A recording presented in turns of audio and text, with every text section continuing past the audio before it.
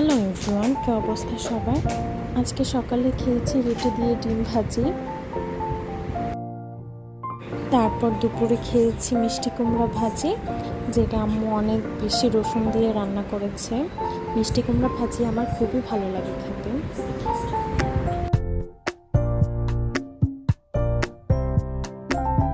তারপর খেয়েছি তেলাপিয়া মাছ ভুনা, যেটা আম্মু টমেটো দিয়ে রান্না করেছে। এটাও খুবই মজা হয়েছে খেতে।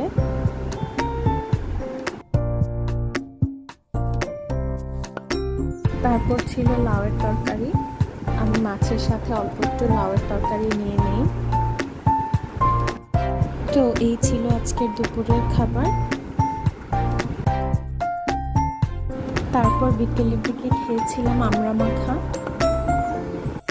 আর সন্ধ্যায় খেয়েছিলাম চায়ের সাথে বিস্কিট। তারপর ডিনারে খেয়েছিলাম ডিম ভুনা। তারপর খেয়েছি চিংড়ি মাছ আর আলু দিয়ে রান্না করা একটা তরকারি। এই ছিল আজকের খাবার। তো আজ এইটুকুই। আল্লাহ হাফিজ।